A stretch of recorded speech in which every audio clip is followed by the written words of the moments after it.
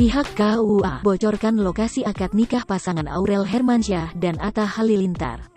Direncanakan, Aurel Hermansyah dan Atta Halilintar menggelar akad nikah pada Sabtu, tanggal 3 April tahun 2021. Informasi menyebutkan, Atta Halilintar dan Aurel Hermansyah akan menikah di salah satu hotel mewah di kawasan Setiabudi, Jakarta Selatan.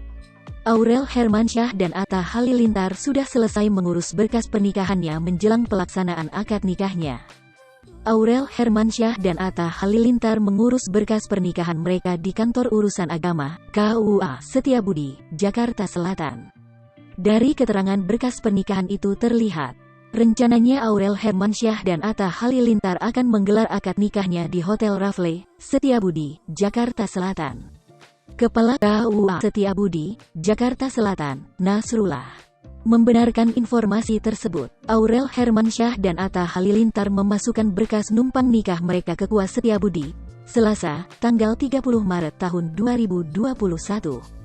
Rencana pernikahan atas nama Muhammad Atamimi dan Titania Aureli Hermansyah sudah terdaftar di KUA Setiabudi, kata Nasrullah di kantornya, Kamis, tanggal 1 April tahun 2021.